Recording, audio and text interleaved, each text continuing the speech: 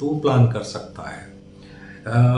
India के जो डीओपीज़ हैं उनमें तो खैर मैंने नहीं देखा कि उनके हाथ में कोई पेपर या पेन होगा या वो डिस्कस करके कोई नोट्स बनाते हैं, मैंने नहीं देखा है। लेकिन ये बनाना चाहिए क्योंकि उसका भी एक होमवर्क होता है। स्क्रिप्ट जब पढ़ता जाता है तो उसकी विजुलाइजेशन में जैसे डायरेक्टर विजुलाइज करता है, डीओपी को भी विजुलाइज करना चाहिए। ये बहुत ज़रूरी चीज़ है। इसमें ज़्यादातर मैंने जो देखा है डीओपीज़ का जो माइंडसेट होता है वो यही कहता है कि नहीं, डायरेक्टर ने जो बोल दिया या जो बोल देगा मेरे को सिर्फ उतना करना है। वो सीधा पूछता, हाँ सर, जैसे आप सेट पे आते हो, आपको तो ये भी नहीं पता कि आज का कौन सा सीन होगा, कैसे होगा। वो सीधा सीधा पूछता, हाँ सर बताएं आज क्या है। एकदम खाली माइंड, खाली हाथ वो लोग सेट पे आते हैं। उसके बाद फिर वो जो है पूछते हैं कि ये है ये है, फिर पूछते हैं जी कैरेक्टर कितने हैं कि आपकी कंपोजिशन क्या है, आपकी क्या है, वो सब जो चीज़ें। मुझे लगता है कि यहाँ पे जो डीओपी है वो हथियार डाले हुए आता है सेट पे ज़्यादातर, उसका खुद का कोई होमवर्क नहीं होता है। तो ये होना चाहिए मेरे हिसाब से, क्योंकि डायरेक्टर और डीओपी को सेट से पहले और सेट पे शूट के दौरान भी डिस्कशन में बहुत ज़्यादा इन्वॉल्व रहना चाहिए, क्योंकि इससे फिल्म की जो क्वालिटी है, शूट की क्वालिटी है, सीन की क्वालिटी है, वो बेटर होती है। जैसे मैं बोलता हूँ कि जब एक प्रोड्यूसर स्क्रीन प्ले के बाद या स्क्रिप्ट के बाद रेकी पे लेके जाता है तो डीओपी जो है वो उसके अंदर शामिल होता है और मेजर एक बंदा होता है। यानी कि डायरेक्टर के बाद जो है वो सीधा कह लीजिए कि डीओपी ही है जो मेजर बंदा है। तो रेकी पे जाने से पहले मैं एज डायरेक्टर आपको बोलूं कि डीओपी साहब, अपनी एक डायरी लीजिए, अपना एक पेन लीजिए और तब आप रेकी पे जाइए, रेकी पे आइए मेरे साथ। तो जैसे जैसे आप पूरा जो है वहाँ पे लोकेशन देखते हैं, वहाँ पे डायरेक्टर जो है वो कई बार कहता है कि नहीं ये लोकेशन मेरे को पसंद आ गई है। तो उस समय आप डायरेक्टर से पूछिए कि सर यहाँ पे कौन कौन से सीन होंगे।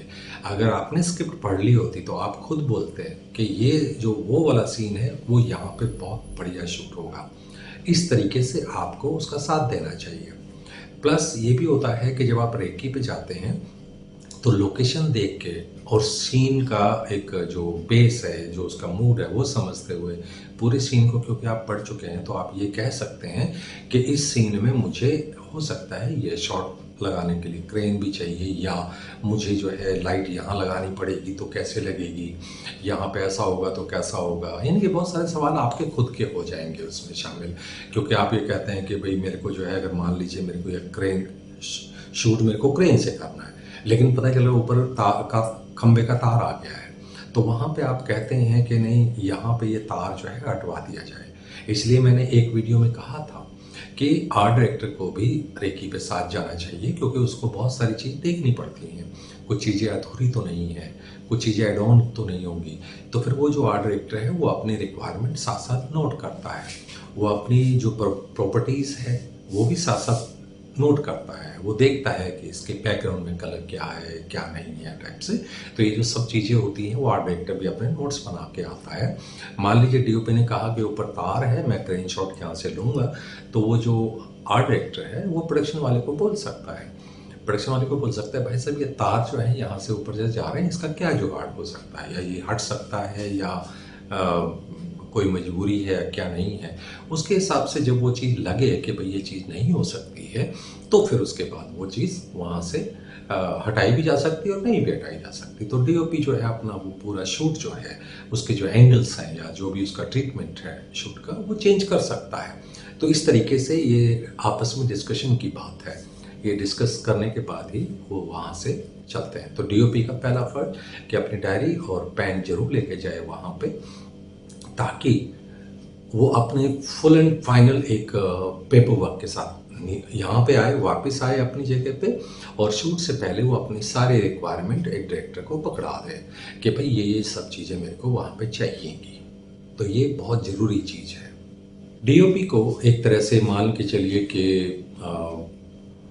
डायरेक्टर के बाद सेकंड हेड मान लीजिए, मैं कहूँगा कि वो सेकंड हेड होता है।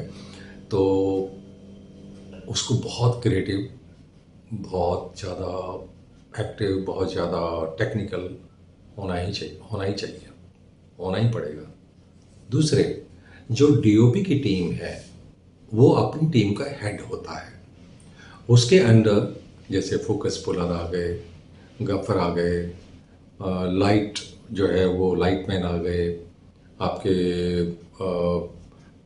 ट्रॉली ट्रैक ट्रॉली चलाने वाले आ गए, आपके कैमरा अटेंडेंट होता है वो उसमें आ गया, प्लस आपका ड्रोन चलाने वाला आ गया, आपका जिमी जिप चलाने वाला आ गया। ये सारे जितने भी ये जो टेक्नीशियंस हैं ये डीओपी के अंडर काम करते हैं, यानी कि डीओपी की एक अलग टीम होती है। उस टीम के ये जो टुकड़े हैं ये मैंने आपको बताए हैं। तो डीओपी को डायरेक्टर के साथ कंधे से कंधा मिला के काम करना चाहिए। वो कभी भी ये ना सोचे कि मैं डायरेक्टर से किसी तरीके से भी कम हूँ, लेकिन जब ये सोचता है कि मैं डीओपी एज डायरेक्टर, मतलब जब ये सोचता है कि मैं डायरेक्टर से किसी भी तरीके से कम नहीं हूँ, तो डीओपी का ये फ़र्ज बन जाता है कि वो सारे वो काम भी करे जो डायरेक्टर करता है। फर्स्ट, स्क्रिप्ट को पूरा पढ़ें, सीन के पूरे मूड को समझें, शॉर्ट डिवीज़न को समझें, प्लस डायरेक्टर के साथ हमेशा सेट पे डिस्कशन करके रखें। उनका और किसी से कोई मतलब नहीं है, सिर्फ डायरेक्टर से ही मतलब है डीओपी का। और अपनी टीम को उस तरीके से तैयार करें। लाइटिंग की जो एक लिस्ट बनती है सबसे पहले शूट पे जाने से पहले, वो तैयार भी वो तभी करेगा जब वो पूरी स्क्रिप्ट पढ़ लेगा, पूरे लोकेशन को चेक कर चुका होगा, जब अपना पेपर वर्क कर चुका होगा, तो वो अपने लाइट की रिक्वायरमेंट जो है वो लिखवा देता है। तो ये जो सब चीज़ें होती हैं वो डीओपी के अंडर आती हैं। डीओपी का एक बहुत बड़ी जगह होती है फिल्म मेकिंग में, और उसको उसकी इज्जत भी करनी चाहिए सीरियस होके। बस दो तीन चीज़ें जो है मैं ज़रूर बोलूँगा। स्क्रिप्ट को डीओपी नहीं पढ़ते हैं, ये बहुत गलत है। हमेशा स्क्रिप्ट को पढ़ें। दूसरे, डायरेक्टर के साथ मिलजुल के, यानी कि डिस्कशन के अलावा मिलजुल के आप वहाँ पे शूट करें। हर चीज़ में अपना एक अपनी ड्यूटी समझ के, ये ना समझें कि डायरेक्टर बोलेगा तो ही मैं सब कुछ करूँगा, ऐसा मत करिए। आप अपने आप भी तैयार रखिए, अपना होमवर्क अच्छा करिए। तो ये डीओपी की ड्यूटीज़ होती हैं। बाकी आप सबको अगर डीओपी से रिलेटेड कोई सवाल अगर कुछ पूछना हो, रह गया हो मुझसे, तो आप पूछ सकते हैं, मैं उसका जवाब ज़रूर दूंगा। तो अगले प्रोग्राम के लिए नमस्कार।